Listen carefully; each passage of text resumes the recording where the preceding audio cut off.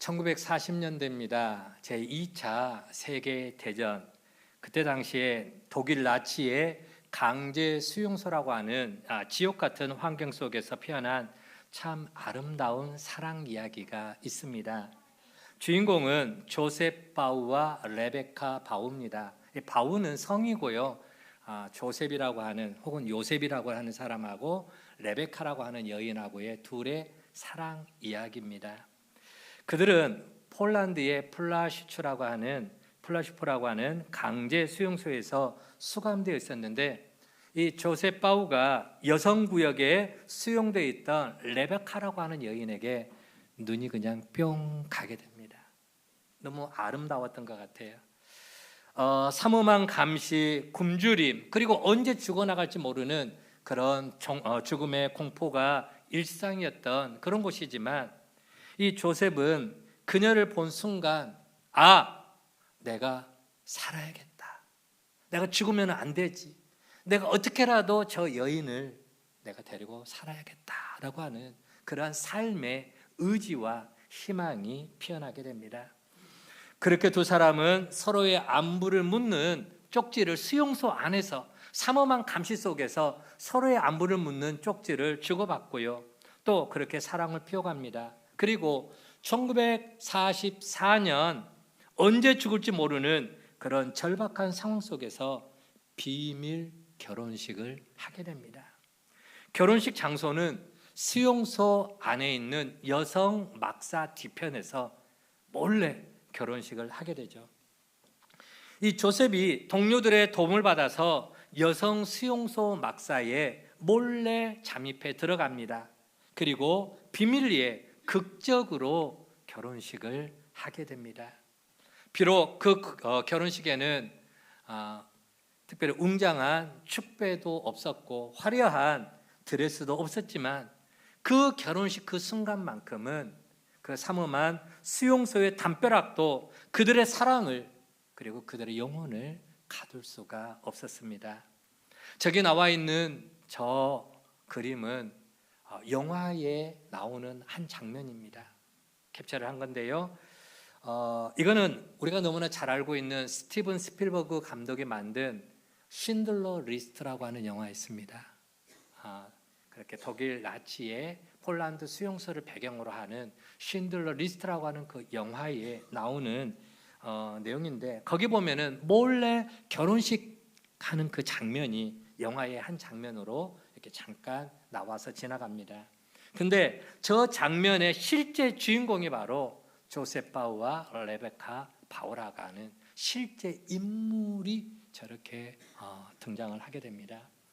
유대인인 조셉은 그래픽 아티스트이자 제도사였는데요. 독일 나치가 그의 그 글씨체, 글을 잘 쓰고 그리고 또 도면 제작하는 능력을 이용해 먹기 위해서 그를 죽이지 않고 살려둡니다. 신들러도 그의 재능을 일찍이 알아채고 그의 명단을, 그의 이름을 신들러 리스트에 올려놓고 그를 보호하고 있었습니다. 전쟁이 다 끝나갈 무렵 조셉은 그 신들러 리스트 명단 덕분에 그가 목숨을 구하게 돼요. 그런데 안타깝게도 이 여성이었던 레베카는 그 잔인하기로 유명한 아이슈비츠 수용소로 이제 다른 수용소로 옮겨가게 됩니다. 그래서 안타깝게 이들은 이별을 하게 돼요. 이별을 합니다. 자, 전쟁이 끝난 후에 생존한 살아남은 이 조셉은 사랑하는 아내 레베카를 찾기 위해서 그 폴란드에 있는 모든 수용소는 다 뒤지고 다닙니다. 그래서 기적처럼 생존해 있는 그 레베카와 재회를 하게 됩니다. 1950년 두 사람은 그들의 고국인 이스라엘로 이주해서 60년이 넘게 행복한 부부로 살아가게 됩니다. 조셉 바우는 훗날 자기가 쓴 자기 삶의 회고록에 이런 글을 남기게 됩니다. 어떤 글을 남기냐? 자, 그림 한번 띄워주시기 바랍니다. 같이 한번 읽어봅니다. 시작.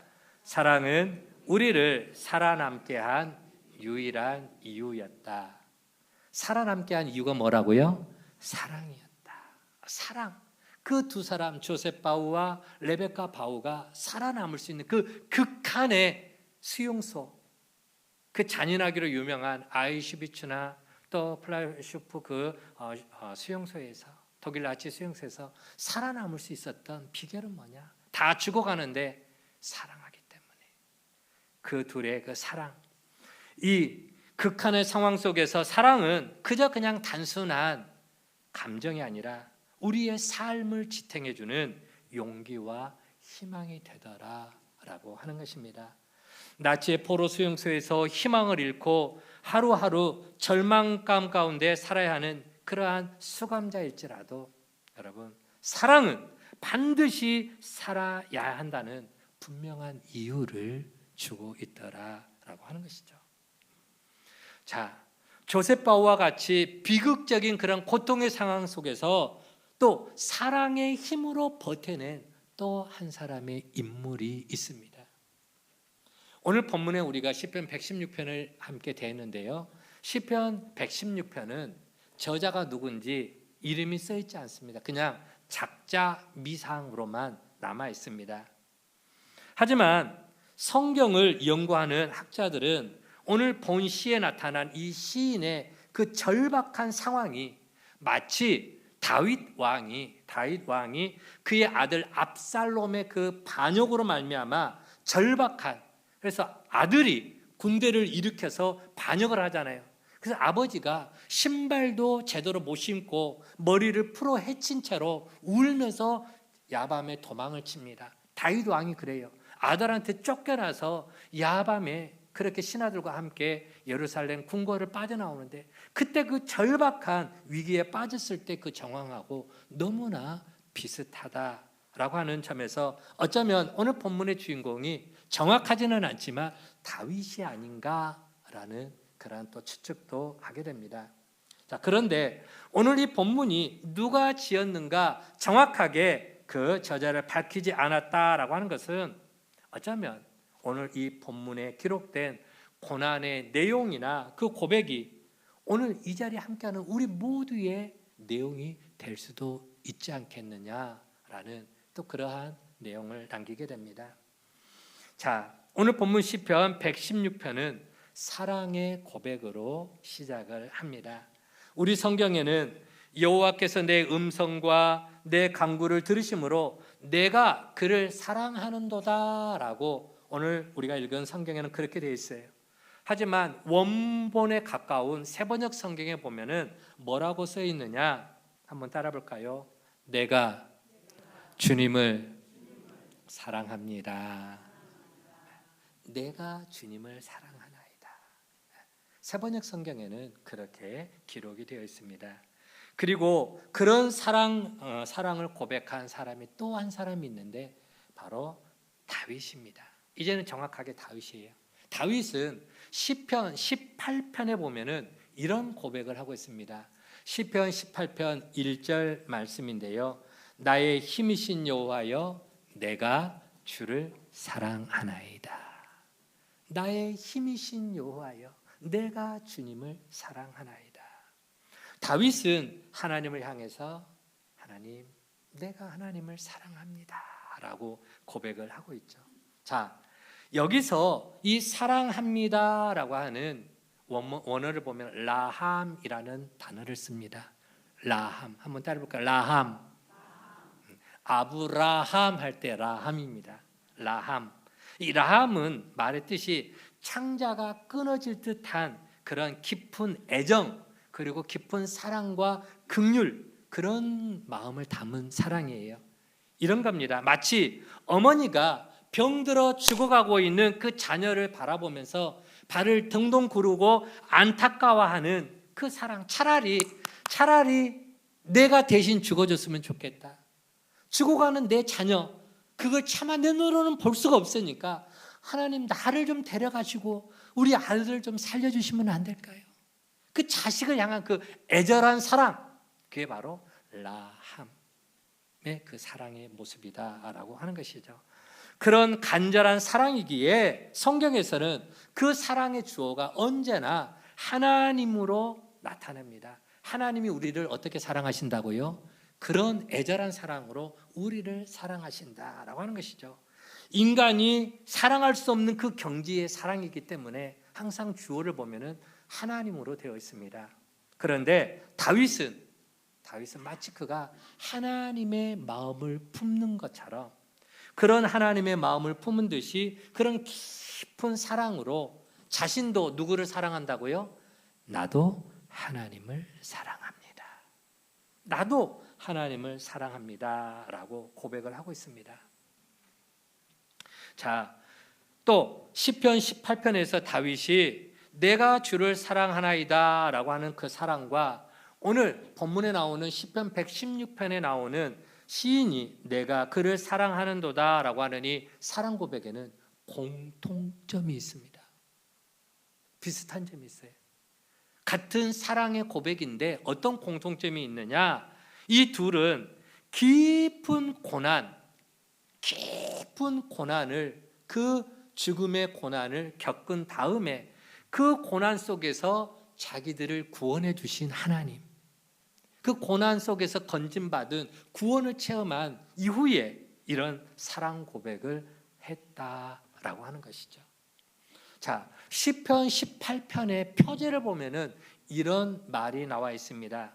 시편 18편 표제에 보면은 여호와께서 다윗을 그 모든 원수들의 손에서와 사울의 손에서 건져 주신 날에, 시편 18편을 다윗이 쓰게 된 배경이 뭐냐? 원수들로부터 내가 구원받고 또 사울의 그 죽음의 위협에서부터 내가 건진받은 그날에 다윗이 시편 18편을 썼다라고 하는 거예요. 여러분, 시편 18편을 꼭 한번 읽어보시기 바랍니다. 거기에 보면은 하나님은 나의 산성이시고 나의 반석이시고 나의 피할 바위시고 구구절절하게 하나님을 향한 사랑의 고백이 나오고 있습니다. 그렇습니다. 우리가 잘 아는 것처럼 다윗은요, 수없이 많은 생명의 위기를 그가 겪게 됩니다. 장인이에요. 자기 자신의 그 장인, 아버지 같은 장인이죠. 장인이면서 이스라엘의 초대 왕이었던 이 사울 왕이 사위를 시기하고 질투합니다. 다윗이 블레셋의 그 거인 장수 있죠. 누굽니까? 골리앗. 어린 다윗이 골리앗을 쓰러뜨려요. 이스라엘에서 그 어느 누구도 골리앗 앞에 나갈 수가 없었는데 다윗이 쫙 나갑니다. 다윗이 물맷돌을 딱 손에 들고 나가면서 너는 칼과 창과 단창으로 내게 오거니와 나는 네가 조롱하는 만군의 여호와의 이름으로 나아간다. 그러면서 다윗이 물맷돌을 슉슉슉슉 하면서 막 돌리면서 가는데 골리앗이 저 어린 꼬마 같은 다윗을 보니까 기가 막히거든요. 저것이 나를 개로 하나, 나를 무슨 짐승으로 하나 하면서 한숨을 퍽퍽 쉬고 있는데 갑자기 다윗으로부터 슉 하면서 물맷돌이 날아와서 정확하게 이마에 꽂힙니다. 그 거인, 2m가 넘는 그 거인이 그냥 퍽 하고 쓰러지죠. 자, 그러면서 그 전쟁은 골리앗을 쓰러뜨리고 결국은 이스라엘의 승리로 이제 결론이 나게 되죠. 그러니까 이스라엘 백성들이 다 죽어가던 이스라엘 백성들이 이제 누구를 칭찬할까요?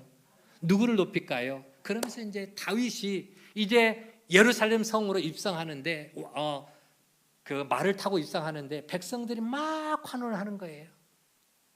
뭐라고 환호를 합니까?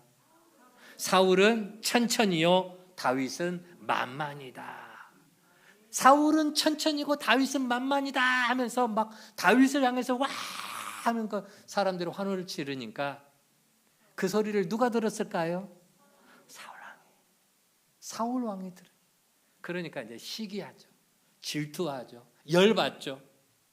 그러면서 방법은 하나밖에 없다.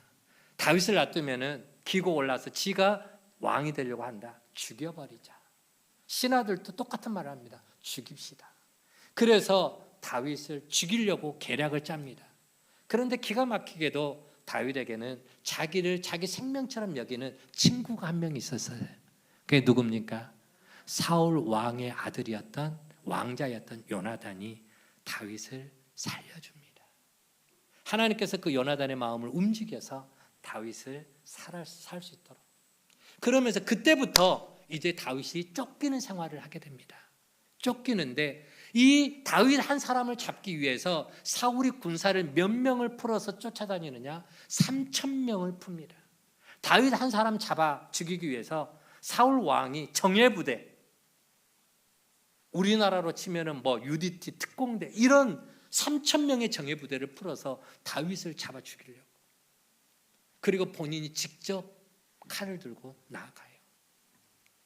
이렇게 10년 동안을, 10년 이상을 사울의 그 살해 위협 속에서 쫓겨서 광야 생활과 그리고 동굴 속에, 산 속의 동굴에 숨어 지나야 됐고요. 심지어는 더 이상 이스라엘 땅에 있을 수가 없어서 이웃 나라로 망명을 갑니다. 자기가 죽였던 그 골리앗을 죽였던 그 블레셋 나라로 가서 망명을 해요. 그런데 들통이 날까요, 안 날까요? 나죠. 신하들이 왕이시여, 저 사람은요 우리 장수 골리앗을 죽인 사람입니다 라고 다윗의 정체를 밝히니까 이제 다윗의 목이 날아가게 된 그 상황에서 그 속에서 이제 다윗이 어떤 표정까지 있습니까? 침을 질질 흘립니다. 침을 질질하고 옷에다 막 오줌을 싸고 막 미친 채를 해요. 하면서 막 미친 채를 해요. 그러니까 왕이 저거 죽여봤자 괜히 내 손만 더럽고 그냥 놔둬라, 살려놔라. 미친 채 하면서 다윗이 그 정도까지 삶이 힘들었다는 거예요. 다윗이. 그때 다윗이 고백한 말입니다. 시편 18편 4절에 사망의 줄이 나를 얽어 나를 두렵게 했다. 사망의 줄이 나를 얽음에 나를 두렵게 했다. 다시 말하면은 죽음의 자리로 끌려가는 것과 같은 그런 두려움을 느꼈다라고 하는 것입니다. 마치 사냥꾼의 덫에 걸린 짐승처럼 아무것도 할 수 없는 무기력감에 빠져 있는 그런 경험도 했다라고 하는 거예요. 자, 그렇게 빠져 있었던 죽음의 고비 속에 있었던 그런 다윗을 누가 건져 주셨느냐? 누가 구원해 주셨느냐? 누가 살려 주셨느냐? 누가 살려 주셨을까요? 하나님이 살려 주셨습니다. 아멘. 그러니까 그 구원을 경험한 다윗이 하나님을 향해서 뭐라고 고백하느냐? 주여, 내가 주를 사랑합니다. 사랑합니다. 마치 엄마 품에 안겨 있는 어린아이처럼 모든 순간에 자기를 보호해 주시고 생명싸개로 품어주시는 하나님의 그 깊은 친밀감을 느꼈기에 이런 사랑의 고백을 할 수 있었더라라고 하는 것이죠. 자, 그러면은 시편 18편에 나오는 다윗은 그런 하나님의 사랑을 경험해서 내가 주님을 사랑합니다라고 고백을 하는데요. 그럼 오늘 우리는 본문인 시편 116편에서 그 본문의 시인은 어떤가라는 것이죠. 서로 공통점이 있다고 그랬잖아요. 고통의 상황 속에서 하나님께 건짐을 받은 그런 경험이 있는데 오늘 본문 3절 말씀을 같이 한번 읽어보도록 하겠습니다. 3절입니다. 시작. 사망의 줄이 나를 두르고 수월의 고통이 내게 이름으로 내가 환난과 슬픔을 만났을 때에 똑같은 상황입니다. 사망의 줄이 나를 두른다. 이 말은 여러분 그 노래 알죠? 철사줄로 두 손 꽁꽁 묶인 채로 미아리 고개. 미아리 고개. 그 있잖아요. 철사줄로 두 손 꽁꽁 묶인 채로 어디로 끌려가는지 알 수 없는 그 상황. 지금 본문에 나오는 시인도 그런 거예요. 전쟁 포로가 되어서 단단한 줄에 묶여갖고 끌려가는 그런 모습을 연상케 합니다. 내 마음대로 몸을 움직일 수도 없어요. 내가 지금 어디로 가는지도 알 수 없어요. 끌려가는 대로 끌고 가는 대로 끌려가는데 그 마지막이 내가 노예로 팔려갈지 아니면은 처형 장소, 죽음의 장소가 될지 알 수 없는 상황인 것이죠. 내가 선택할 수 있는 건 아무것도 없습니다. 바로 그 상황에서 시인이 겪어냈던 상황은 뭐냐? 그래서 수월의 고통이 내게 임했다. 이 수월은 뭘까요? 수월은 지옥을 말합니다. 지옥의 고통, 다시 말하면 죽을 것만 같은 고통을 내가 지금 경험하고 있다라고 하는 그런 내용이죠. 자, 그런데 다윗도 그렇고 오늘 본문의 시인도 그렇습니다. 그런 고통과 그런 절망과 그런 지옥 같은 상황 속에 있었지만 그들은요, 포기하지 않았다라고 하는 거예요. 자포자기하지 않았습니다. 에이, 더 이상 희망이 없어. 포기해야지. 그냥 끝내버려야지. 하지 않았다라는 것이죠. 절망 중에, 고통 중에 살아날 가망성이 하나도 보이지 않는 그 상황 속에서 그들이 할 수 있는 건 뭐냐? 그들은 기도했습니다. 뭘 했다고요? 하나님께 도움을 구했다라고 하는 것입니다. 여러분, 오늘 우리들의 삶이 아무리 힘든 고난과 시련이 있다 할지라도 우리에게는 산 소망이 있는 줄 믿으시기를 바랍니다. 왜냐하면 하나님이 우리의 소망이 되어 주시기 때문에 그렇습니다. 하나님이 우리의 산 소망이 되어 주신다. 그래서 하나님을 붙들고 기도한 것입니다. 고난 중에 있을 때에 우리가 기도할 수 있기 때문에 우리는 낭망하지 않습니다. 기도할 수 있기 때문에 시련 중에서도 견뎌낼 용기가 또 생겨나는 것이죠. 기도할 수 있는데 왜 잘하시네. 그렇죠? 기도할 수 있는데 왜 낭망하고 왜 좌절하고 왜 포기하려고 하느냐? 기도하는데 사방에 문이 다 막혀 있어요. 사방으로 앞이 보이지 않고 문이 보이지 않아요. 그럴 때는 머리를 어디를 들어야 된다고요? 위를 들어야 된다. 우리의 도움이 되시는 하나님을 바라보라라고 하는 것입니다. 왜요? 하나님이 우리의 도움이 되어 주시고 하나님이 우리의 산 소망이 되어 주시기 때문인 줄 믿으시기를 바랍니다. 오늘 본문의 시인도 그랬습니다. 사망의 줄이 나를 두르고 수월의 고통이 내게 이르러서 환난과 슬픔이 가득 찰 때에 그때 시인은 오늘 본문 4절입니다. 내가 여호와의 이름으로 기도하기를 여호와여 주께 구하오니 내 영혼을 건지소서 하였도다. 시인도 하나님께 소망을 가지고 기도했다라고 하는 것이죠. 그렇습니다, 여러분. 우리가 살다 보면은 좋은 날만 있는 게 결코 아닙니다. 죽을 것 같은 고통과 아픔과 내 힘으로 뭘 해볼 수 없는 절망적인 상황을 만날 때가 있다라고 하는 것이죠. 그래서 시련의 긴 터널을 통과할 때도 있고 영혼의 깊은 어둠의 밤을 지나야 될 때도 있습니다. 건강의 문제 때문에 혹은 또 사업의 문제 때문에 자녀의 문제 때문에 관계의 문제 때문에 깊은 시련의 밤을 지나야 될 때가 있습니다. 그럴 때 우리가 할 수 있는 게 뭐라고요? 뭘 해야 됩니까? 우리의 산 소망이 되시는 하나님께 기도하라라고 하는 것입니다. 기도. 그래서 시인은 우리의 기도를 들어주시고 우리의 그 작은 신음에도 관심을 갖고 그 귀를 기울여 주시고 응답해 주시는 하나님께 너무 감사해서 최고의 아름다운 고백을 하고 있습니다. 뭐라고요? 내가 주를 사랑하는도다. 내가 주님을 사랑합니다. 그렇습니다. 하나님의 은혜를 아는 사람이 고백할 수 있는 최고의 고백은 사랑의 고백인 줄 믿으시기를 바랍니다. 오늘 본문에서 시인이 내가 주를 사랑하는다라고 고백할 때 쓴 이 사랑이라고 하는 말은 앞서 우리가 살펴본 시편 18편에서 다윗이 사랑을 고백해서 썼던 단어와는 다릅니다.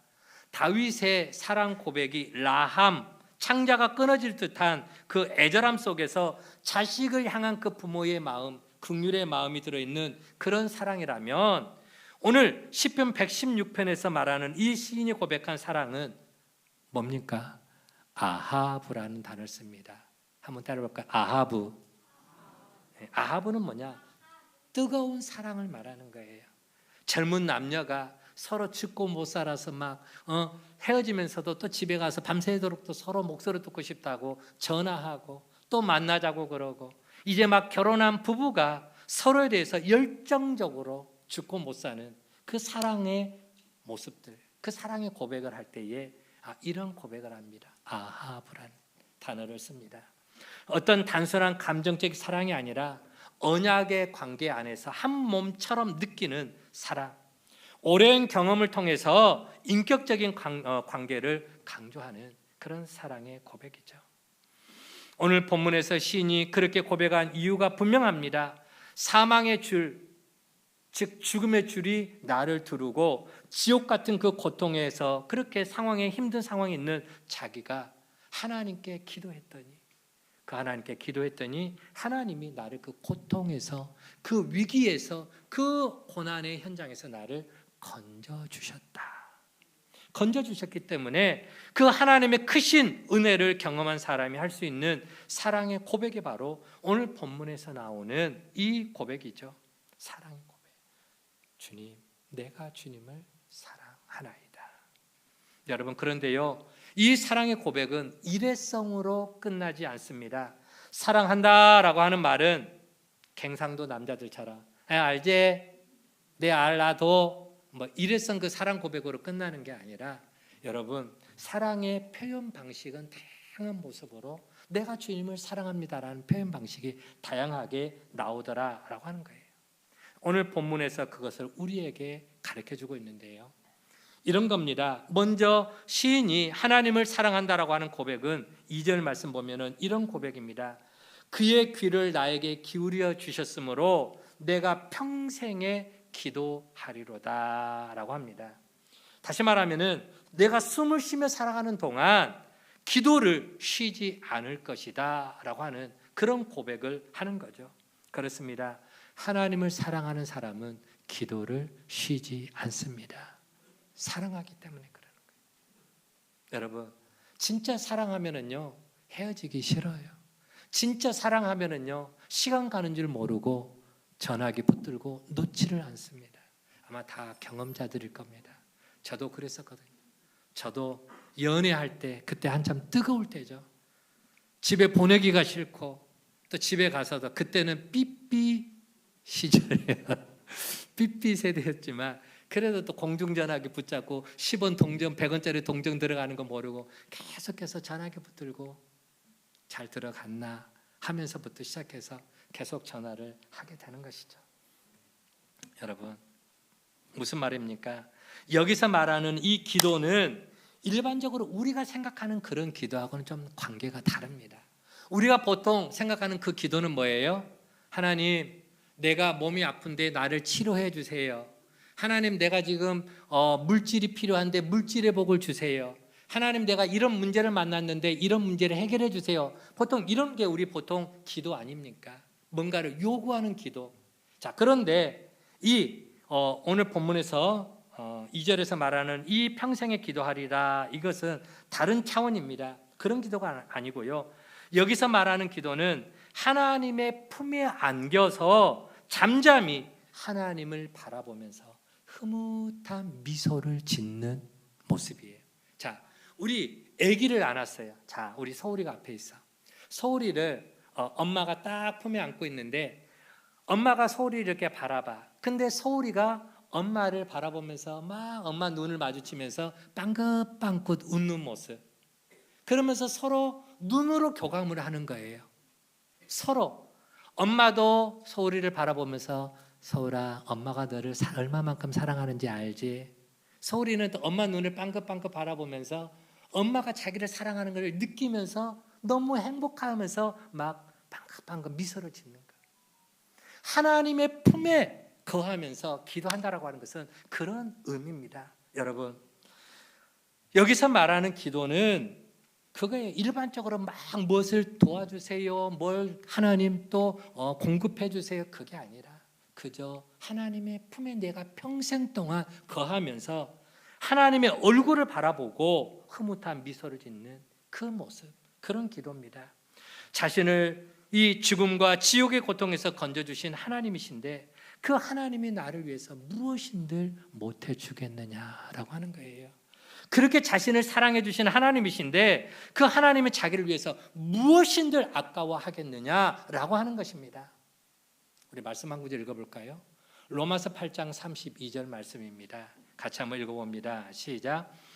자기 아들을 아끼지 아니하시고 우리 모든 사람을 위하여 내주신 이가 어찌 그 아들과 함께 모든 것을 우리에게 주시지 아니하겠느냐.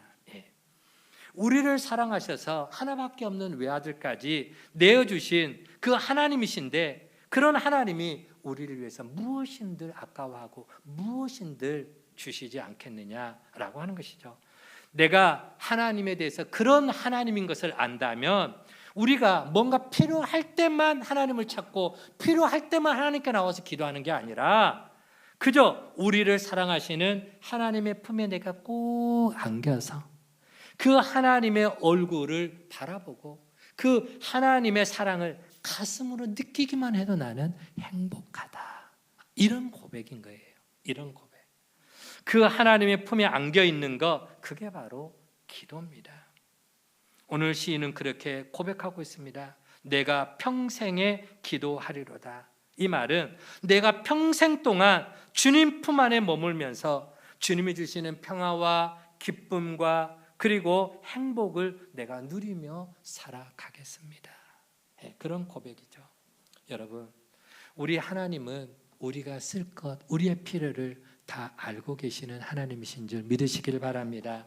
자녀인 우리가 하나님을 내 인생의 내 영적인 아버지로 인정하고 하나님 품 안에 머물러 있기만 해도 하나님은 너무 기뻐하세요. 그리고 그 하나님의 품에 안겨서 아버지의 얼굴을 바라보며 조용히 미소 짓는 그 얼굴을, 우리의 모습을 바라보실 때 우리 하나님이 얼마나 흐뭇해하시고 좋아하실까. 여러분, 내가 평생에 기도하리로다. 이 고백이 오늘 저와 여러분의 모두의 고백이 되어지기를 주의 이름으로 간절히 축원을 드립니다. 또한 하나님을 사랑한다 고백한 시인은 거기에서 한 걸음 더 나아가 이렇게 고백합니다. 내게 주신 모든 은혜를 내가 여호와께 무엇으로 보답할까? 시인은 자신의 기도를 들어주신 하나님의 은혜를 잊지 않았습니다. 그래서 내가 무엇으로 보답할까 고민합니다. 마치 사랑하는 연인을 위해서 내가 어떻게 하면 내 사랑의 마음을 내 사랑하는 연인을 위해서 표현해 볼까? 내가 무엇을 하면은 내가 사랑하는 사람의 마음이 기뻐할까? 고민하는 그런 모습이죠. 그래서 그는 이렇게 생각을 한 것입니다. 내가 구원의 잔을 들고 여호와의 이름을 부르겠다. 이 말은 무슨 말이냐? 바로 내가 구원의 잔을 들고 하나님을 자랑하겠다. 하나님을 자랑하겠다. 사람들에게 나의 하나님이 어떤 하나님인가 내가 마음껏 자랑하고 하나님의 이름을 선포하겠다라고 하는 것입니다. 나를 사망과 수월에서 구원하신 하나님을 자랑하겠다라고 하는 것이고요. 그리고 마지막 14절에 보면은 모든 백성 앞에서 나의 소원을 갚겠다라고 말합니다. 모든 백성 앞에서라고 하는 말은 사람들이 나한테 뭐라고 말하든 나는 사람들의 말에는 내가 상관하지 않겠다. 소원한 것, 즉 하나님과 약속하는 것을 갚는다, 소원한 것이죠. 그걸 갚는 것이 때로 힘들 수도 있죠. 때로 손해를 본다라는 생각이 들 수도 있습니다. 다윗은 시편 15편에서 하나님의 장막에 머물 자리에 대해서 이야기하면서 그 마음에 서원한 것을 해로울지라도 변하지 않는 자, 그가 여호와의 장막에 거하게 된다 말합니다. 그렇습니다.